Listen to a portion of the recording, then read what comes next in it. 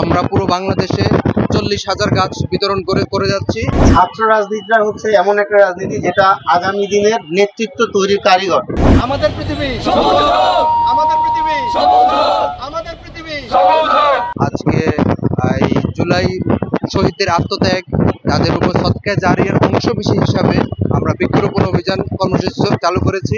আমরা পুরো বাংলাদেশে 40,000 গাছ বিতরণ করে যাচ্ছি ইনশাআল্লাহ।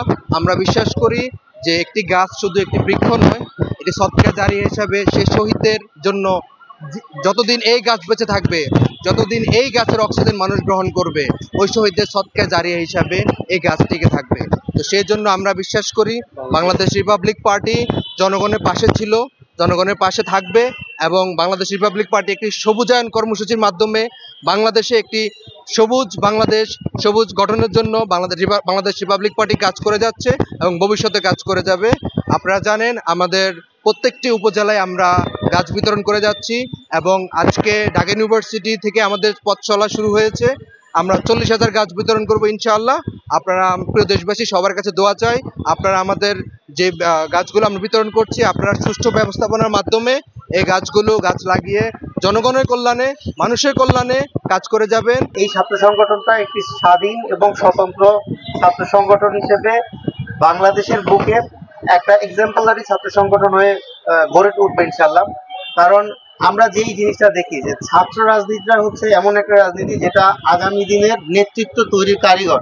আগামী দিনের নেতৃত্ব তৈরি হয় ছাত্র রাজনীতির মাধ্যমে। এই ছাত্র রাজনীতিটা যদি হয় লাঠিয়াল বাহিনীর মতো, ছাত্র রাজনীতি থেকে যদি পেশি শক্তি হয়, চাঁদাবাজি হয়, এটা আসলে ছাত্র রাজনীতি থাকে না। তাই ছাত্র রাজনীতিটাকে একটা সুন্দর এবং ছাত্রদের এবং বাংলাদেশের ভবিষ্যৎকে সুন্দর করে গড়ে তুলতে হলে এমন একটা নতুন রাজনৈতিক ধারা তৈরি করতে হবে যেখানে ছাত্র রাজনীতিটা হবে ছাত্রবান্ধব এবং জনবান্ধব। তারা ছাত্রদের উন্নয়নের জন্য প্রত্যেকটা জায়গায় কাজ করবে এবং জনগণের পাশে যে কোনো বিপদে সেটা যেভাবেই হোক না কেন কন্ট্রিবিউশন করবে। এটা হওয়া উচিত একটা ছাত্র রাজনীতির মূলধারা। বাট আমরা যেটা দেখতে পাচ্ছি বিগত 17 বছরে যেই ছাত্র রাজনীতিটা ছিল, তারা একটা দলের লেজুর ভিত্তিক একটা রাজনৈতিক সংগঠন ছিল। তাদের কথায় তারা খুন, গুম, লাঠিয়াল বাহিনী হিসেবে কাজ করত। এটি প্রকৃতপক্ষে একটি সাদাকা জারিয়া। আপনারা জানেন যে বৃক্ষ, এই বৃক্ষের ফল যদি পশুয়ে খায়, কোনো মানুষে খায়, অথবা এটার নিচে কোনো মানুষ ছায়া গ্রহণ করে, অথবা এটি প্রকৃতিতে যে অক্সিজেন নির্বাপন করবে, সেটি আসলে সাদাকা হিসেবেই যাদের উদ্দেশ্যে দেয়া হয়েছে তাদের সাথে যোগ হবে ইনশাআল্লাহ। এই ক্যাম্পাসে আমরা যে পরিবেশ দেখেছিলাম, এই টিএসসিতে নেশার আড্ডা, হলে হলে অস্ত্রের ঝনঝনানি, সেখান থেকে আজকে এই সুন্দর প্রতিযোগিতামূলক এবং ছাত্র বান্ধব সেরকমের প্র্যাকটিস আমাদের ছাত্র সংগঠনগুলি নিয়ে আসছে। এবং সেই ক্ষেত্রে রিপাবলিক স্টুডেন্ট কাউন্সিল যে সুন্দর চর্চা শুরু করেছে, আমি মনে করি এটি বাংলাদেশের ছাত্র রাজনীতির জন্য একটি ইতিবাচক পরিবর্তন। আমরা এরকম পরিবর্তনই দেখতে চাই। আমরা দেখতে চাই আমাদের ছাত্রছাত্রীদের হাতে খাতা কলম, বই, গবেষণা। আমরা দেখতে চাই আমাদের ছাত্রদের মধ্যে জ্ঞানের প্রতিযোগিতা।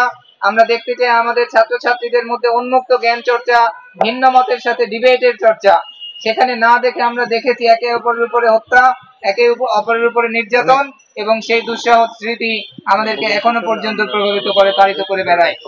আমরা চাই এই বিশ্ববিদ্যালয়ের ছাত্রছাত্রীরা তাদের শিক্ষার মান, তাদের জীবন মান এবং বিশ্ববিদ্যালয়ের সার্বিক সাংস্কৃতিক উন্নয়নের জন্য তারা কাজ করবে।